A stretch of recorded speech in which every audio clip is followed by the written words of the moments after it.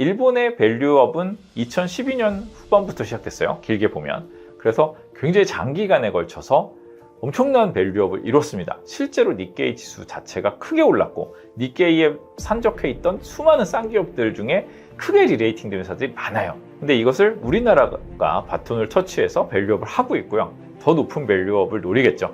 그리고 뭐 중국에서도 중국과 어울리지 않다고 생각하실 수 있지만 사실 배당을 높이고 밸류를 높이는데 굉장히 열심히 하고 있습니다. 그래서 이런 아시아 시장에서 배당과 저밸류 주식들에 대한 관심은 지금 많이 오르긴 했습니다. 그렇지만 앞으로도 많이 이어질 수 있을 것 같아요.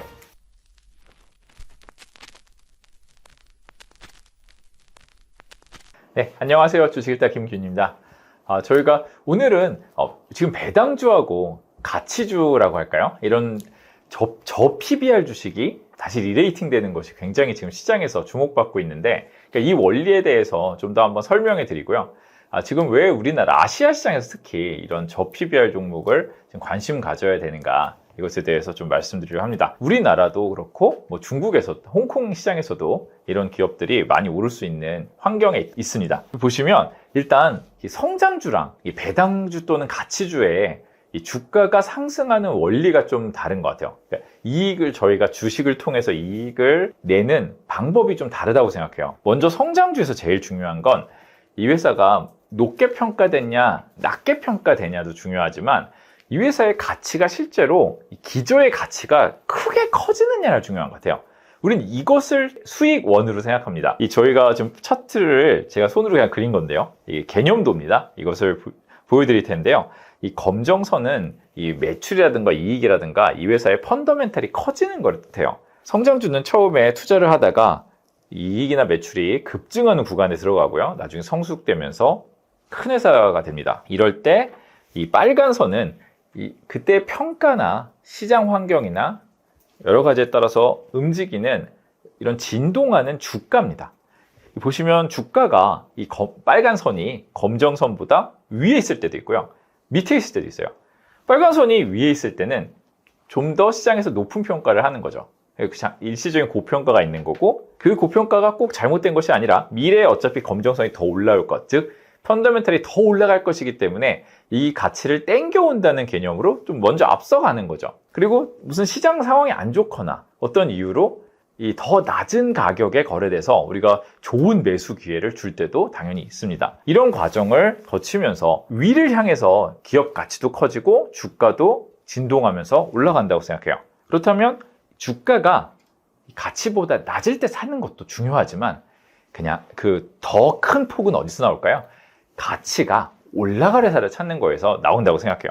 그런데 가치주나 배당주는 주가가 더 굉장히 성장주의 경우보다 중요하다고 생각합니다. 언제 사냐, 언제 파냐가 더 중요해요. 이 개념도를 그린 차트를 보시면 첫 번째 보여드리는 가치주는 가치가 크게 변하지 않는 가치주예요. 검정선처럼 회사의 가치는 그대로 갑니다.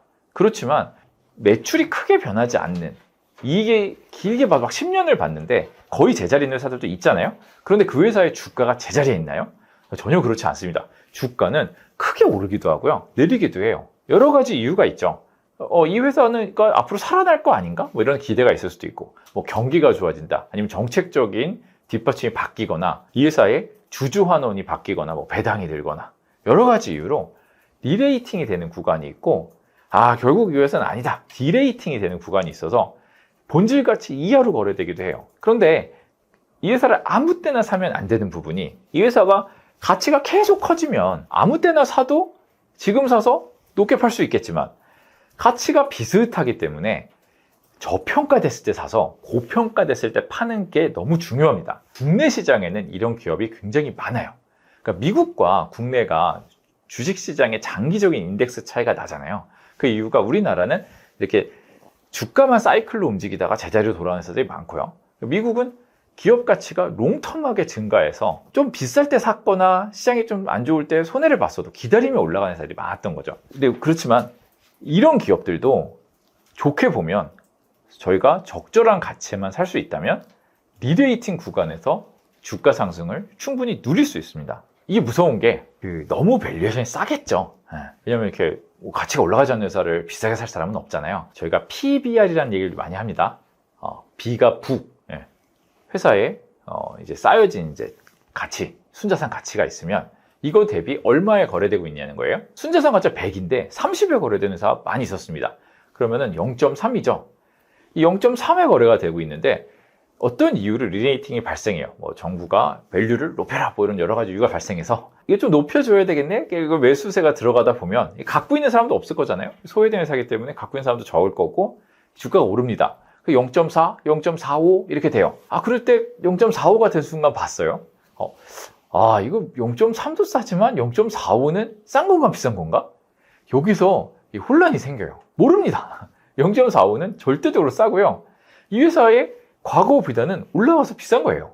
그럼 싼 건가요 비싼 건가요? 모릅니다. 계속 누가 사거나 사야 되는 이런 순풍의 요인이 발생하면 더 사면 더 살수록 더 올라갈 수도 있어요. 0.6이 될 수도 있죠. 그래도 1보다 훨씬 낮은 거잖아요. 순자산 가치보다 훨씬 낮은 거잖아요. 과거를 보면 너무 비싸지만. 그런데 그 0.3에서 0.6이 되는 과정이 100%가 오릅니다. 그렇죠. 계산상으로요. 회사 가치는 그대로 있는데. 그렇게 보면은 막상 오를 때는 또 할 말이 없는 게 이런 리레이팅 되는 회사들입니다. 그래서 오를 때는 오르는 걸 막기도 어려워요. 여전히 계속 싸 보이거든요. 그리고 이 가치주의자, 이제 배당주의인데 회사가 그래도 꾸준히 성장하는 회사들이 있어요. 미국 기업에 특히 좀 그런 회사들이 많은데 약간이라도 매출이 성장을 해요. 판매량이 약간이라도 늘어나거나 뭐 점유율이 늘어난다든지 아니면 뭐 가격을 인플레 정도나 그 이상으로 조금씩 올린다든지 하면서 매출액 사이즈가 그래도 계속 커집니다. 그런 폭발적인 성장력의 이유가 있는 성장주만큼 1년에 뭐 30% 이렇게 성장은 안 하겠지만 적당한 성장을 매년 합니다. 근데 그게 5년, 10년 곱해지면 또 생각보다 크게 달라진 위치에까지 가 있을 수 있어요. 이런 회사들은 방금 말씀드린 거의 움직이지 않는 회사들에 비해서는 밸류에이션이 낮지는 않겠죠. 그렇지만 아주 높지는 않을 거예요. 낮은 편일 겁니다. 그리고 이 회사들은 회사 가치가 그래도 증가하다 보니까 장기적으로 이렇게 보시면 어떤 레인지가 있지만 그 레인지가 올라갑니다. 그래서 길게 보면은 저평가 구간 때 사서 그래도 리레이팅이 됐을 구간에 팔면 꽤 높은 투자 수익이 나오기도 합니다. 장기 투자가 가능한 유형이에요. 그런데 역시 기업 가치가 폭발적으로 늘어나는 건 아니기 때문에 싸게 사는 게 중요하고 비싸게 파는 게 중요합니다. 그래서 저는 이 가치주가 오히려 이 타이밍과 매매가 중요한 영역이라고 생각해요. 성장주는 무엇을 고르냐, 오랫동안 믿느냐, 이게 중요하다면 가치주는 언제 어떻게 사서 언제 어떻게 파느냐, 그러니까 지금이 이 가치주를 해야 될 때냐라고 봐요. 그러니까 성장주는 내가 내 몸집을 키워서 내가 스스로 이걸 돌파해 나간다면 가치주는 세상이 사실 도와줘야 돼요. 세상의 흐름, 매크로의 흐름, 뭐 정부 정책, 금리, 금리가 낮아지면 배당 가치가 올라갈 수 있잖아요. 그러니까 이런 것들이 다 도와줘야 됩니다. 그래서 어떻게 보면은 좀 더 외부 영향을 받고 매매 타이밍이 중요한 그런 기업들이라고 생각해요. 그러니까 우리나라에 제가 증권주나 은행주를 이렇게 생각해 보면, 그러니까 지금 이미 많이 올랐죠. 그런데 좀 과거를 한번 돌아보면, 이 대형 증권사 같은 경우에, 대형 은행 같은 경우에 제가 세 번째로 말씀드린 유형인 것 같아요. 계속해서 꾸준히 성장을 해서 부침은 있죠. 연간 부침은 있지만 좀 길게 보면 회사의 매출의 크기가 꽤 커졌습니다. 그런데 주가가 저평가를 받고 있던 거죠. 주가 자체가 올랐더라도요, 이 회사가 만들어낸 수익이 훨씬 커졌고 이 장부 가치가 훨씬 많이 쌓인 데 비해서 밸류에이션이 낮아져서 주가가 충분히 오르지 않은 거죠. 그렇게 보면 그림으로 얼핏 그려보면 그 회사의 가치는 올라갔는데 약간 저희가 빨간 선이라 본 주가는 좀 상대적으로 덜 오른 구간에서 거래되고 있었던 거죠. 거기서 매수를 해서 이 가치가 리레이팅이 되면 제가 요즘 최근에 막 증권주 폭발적인 상승을 보는 것처럼 그런 과정을 볼 수 있습니다. 제가 뭐 한국 금융지주를 한번 이렇게 좀 긴 시기열을 보여드렸는데요. 저 2016년, 뭐 그렇게 옛날은 아닌데 2016년과 지금의 이 숫자의 좀 크기만 얼핏 보세요. 그러면은 굉장히 달라요. 레벨이 다릅니다. 예전에 그 증권사에서 이렇게 큰 증권사에 다니는 분들이 이런 얘기해요. 와, 예전에 뭐 연간 이익을 막 분기에 벌고 있어. 막 이런 얘기를 많이 합니다. 레벨이 크게 바뀐 거예요. 10년, 15년이 쌓이면 이런 회사들도 레벨업을 할 정도로 이익과 매출이 바뀝니다. 매년 보면 크게 증가하는 경기 요인에 따라 크게 증가하고 뭐 금리에 따라 크게 증가하는 때가 있죠. 뭐 국내 증권업이 굉장히 좋건 이럴 때 있으니까. 그렇지만 뭐 이렇게 길게 보면은 뭐 IT처럼 폭발적으로 성장한다 뭐 이런 느낌은 잘 안 들죠. 수출 산업들이 폭발적으로 성장한다는 느낌이 들잖아요. 그렇지 않아서 관심이 없고 이거 내수산업 아니냐 이렇게 관심이 없지만 사실 길게 쌓았을 때 이 회사들은 레벨이 크게 업되어 있습니다. 여기서 정책에 따라서 주주 환원을 높이고 밸류가 리레이팅 된다면 그러니까 지금과 같은 이제 큰 주가 상승을 볼 수 있는 거죠. 그 레벨을 한번 볼까요? 2016년에 영업이익이 뭐 3,600억인데 올해 2025년을 보면 1조 5천억. 뭐 긴 시간이 걸렸지만 뭐 웬만한 성장도 부럽지 않은 성장을 했습니다. 단기 안정적인 성장을 했다고 볼 수 있습니다. 예전에는 국내 증권이 국내 주식 브로커리지 위주였다면 지금 뭐 해외 주식도 있지만 여러 가지 IB 사업부나 많은 사업부가 예전에 국내 주식만큼의 이익을 다 벌어들이고 있잖아요. 이 총합이 굉장히 커진 거죠. 국내 대형 은행도 마찬가지입니다. KB은행을 보시면 KB은행의 뭐 수익 맨날 똑같을 것 같잖아요. 비즈니스가 바뀌지 않잖아요. 매출이 똑같을 것 같잖아요.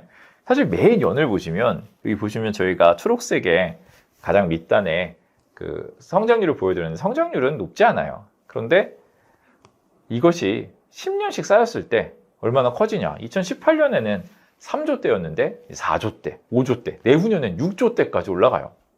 이렇게 길게 보면 이익이 많이 올라갑니다. 그런데 이것만으로는 주가가 충분하지 않겠죠. 그렇다고 관심이 뭐 많지는 않을 거잖아요. 그런데 여기에 주주 환원이 더해지고 그로 인해서 밸류에이션이 리레이팅 되면 주가가 크게 올라가는 겁니다. 보시면 저 이번에 보여드린 그 그림은 이 초록색 선이 계속 올라가고 있는데요. 이 초록색 선은 이 배당 성향이에요. 배당 성향이 해가 가면서 계속 증가합니다.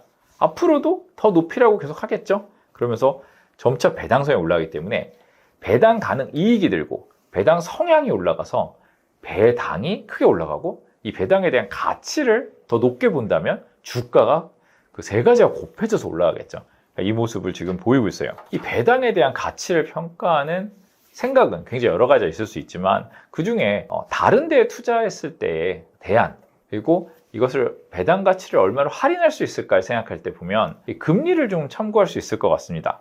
저희 3년물 국고채 금리가 최근 계속 떨어지고 있었어요. 2022년 고점 인플레이션 굉장히 심할 때부터 쭉 내려오고 있어요. 내수 경기가 안 좋으면서 채권 금리가 좀 빠른 속도로 내려갔어요. 오히려 내수를 부양하면 다시 좀 반등할 수도 있겠죠. 그렇지만 어쨌든 간 지금까지 고점 대비로는 금리가 상당히 내려왔습니다. 배당 수익률은 올라갔는데 금리는 내려오면 이 배당의 가치가 상대적으로 더 높게 보일 수 있는 거죠. 유럽과 아시아 지역 전체가 그랬다고 생각합니다.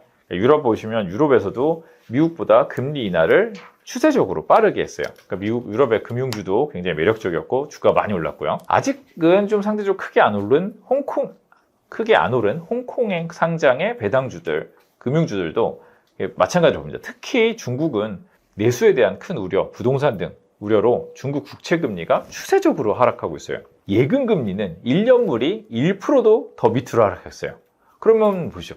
아니 예금에다 투자할 중국의 어떤 사람이 어떤 재테크를 하시려는 분이 보면 예금하면은 1%도 안 되는데 중국의 고배당 은행들은 1년에 6%가 나와요.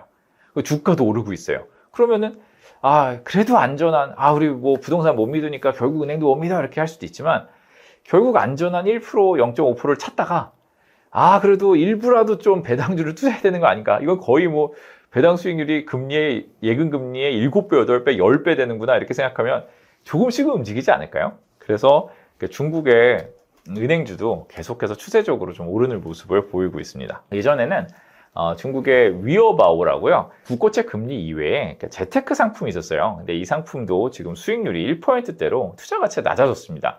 근데 그에 비해서 중국의 은행들이나 뭐 금융주들, 그다음에 옛날에 전통 에너지 이런 석탄 등 뭐 이런 회사들은 다 배당이 뭐 5%에서 10% 이렇게 되기 때문에 이 회사들에 대한 투자가 많이 일어나고 있습니다. 중국도 밸류업을 하고 있어요. 신국 구조라고 발표를 해서 계속해서 배당 총액이 연평균 순이익의 30%를 넘어야 된다. 배당 성향 30% 이상을 얘기하는 걸 주기자에 강조하고 있고요. 몇 년 됐어요. 뭐 그 배당에 대해 강조한 지 몇 년 돼서 길게 보면은 2010년 뭐 좀 옛날이지만요. 물론 이때부터 지금까지 배당이 얼마나 늘었냐? 2010년 74조 원에서 2024년 449조 원 늘었어요. 물론 2010년 대비 뭐 중국의 이익이 쌓여서 늘어난 것도 많지만 배당 성향도 24%에서 지금 40% 정도까지 올라왔습니다. 배당 성향만 보면 배당의 모범 성향으로 향해 가고 있는 것 같아요. 그래서 홍콩에 지금 올해 보시면 은행주들이 20%대 이렇게 상승을 하면서 좋은 모습을 보이고 있는데 변동성이 있어 보이지만 테크주들보다는 변동성이 낮으면서 좀 꾸준히 올라가고 있는 모습 보입니다. 그러니까 중국의 뭐 작은 은행들을 볼 필요는 없을 것 같고 뭐 건설은행, 공상은행, 민생은행 이런 대표 은행들이나 뭐 보험, 뭐 기타 산업재, 소재 에너지 등의 배당주들을 저희가 대표 기업 위주로 보면 너무 여전히 배당 수익이 높기 때문에 꾸준한 상승이 가능하다고 생각합니다. 그러니까 제가 한전을 말씀드릴 때 배당에 대한 투자 논리를 한번 말씀드렸잖아요. 제가 한전이 2만 원일 때 계산을 해보니까 이거 배당을 정말로 재개하면 배당을 2천 원 할 수도 있고 그러면은 10%가 나온다. 근데 배당 수익이 10%가 나오는 게 우리나라의 지금 다른 투자 상품에 비해 일드에 비해서 너무 높은 거 아니냐 이런 생각을 했죠. 그래서 이 10%의 예상 배당 수익률은 사실 주가가 올라서 5%로 내려갈 것이다. 이렇게 역산을 하는 거예요. 그러면 2만 원이 피크 때 4만 원까지도 올라갈 수 있겠다. 이런 생각을 했던 거죠. 근데 지금은 그 한전 주가가 많이 올라서 배당 수익률이 이제 7%대로 이제 내려왔죠. 5%대까지도 내려갈 수 있을 것 같아요. 이런 식으로 역산해보면 됩니다. 그럼 중국도 보면 뭐 예금하면 1%밖에 안 됐는데 그렇다고 뭐 배당이 1까지 내려가진 않겠죠. 그럼 뭐 중국 배당주들 5배나 올라야 되는데 그렇지는 않을 것 같고 뭐 적절한 생각을 해보는 거예요. 저희가 우리 배당 수익 예상하는 게 한 이 정도가 그래도 적정하지 않을까? 지금 6%를 주고 있는 회사가 있는데 한 4% 정도까지 내려올 수 있지 않을까? 생각하면 50% 업사이드가 있는 거죠. 그러니까 이런 식으로 배당주를 한번 역산을 해보는 거예요. 그럼 뭐 국내 배당주, 뭐 1월 배당주, 뭐 중국, 홍콩 배당주 다 계산해 볼 수 있습니다. 근데 상대적으로 홍콩의 배당주는 주목받은 지가 좀 오래되지 않았어요. 항생이 테크 위주로 먼저 올랐습니다. 올해 1월에 3월에 굉장히 큰 폭으로 혼자 오를 때 그 테크 위주였어요. 딥시크 얘기 나오면서 AI 관련 테크 위주로 많이 올랐기 때문에 그때는 배당주가 대세는 아니었거든요. 그래서 최근에 들어서 배당주가 좀 아웃퍼폼을 하고 있는데 아직 그렇게 주목받은 지가 길진 않아가지고요.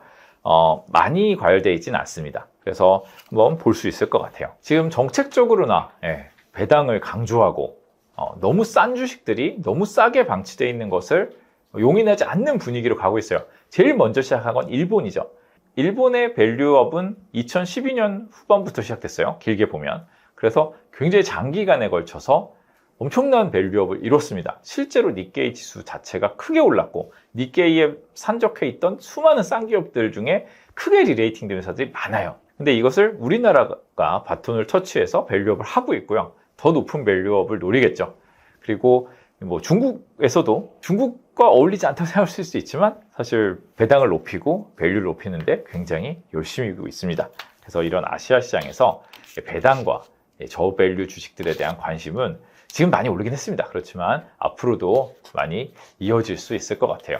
여전히 몇 달 전보다는 굉장히 높지만 길게 보면 낮은 밸류에이션이긴 합니다. 저희 채널 사실 성장주를 주로 말씀드리잖아요. 근데 배당주나 한전 같이 이렇게 좀 특별하게 배당주를 소개해드린 적도 있는데 저희가 오늘은 배당주와 가치주는 어떻게 좀 성장주와 달리 접근할 수 있는가, 또 지금은 왜 보아야 되는가 이런 것에 대해서 말씀드려봤습니다. 성장주만 투자하시던 분들은 정말 안 해보신 적도 있을 것 같아요. 보시면 나는 은행 같은 거 본 적도 없어 평생 동안 이렇게 이런 거 많거든요. 증권주를 왜 막 내수를 왜 하란 말도 굉장히 많아요.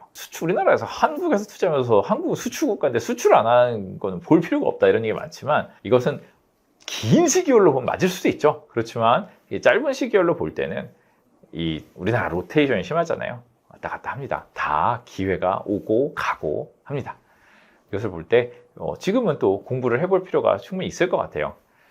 오늘 배당주, 가치주, 저별 주식들에 소개해드렸는데 질문 있으신 부분 이제 댓글로 말씀해 주시면 역시 제가 답변을 드리면서 같이 공부해 보도록 하겠습니다. 감사합니다.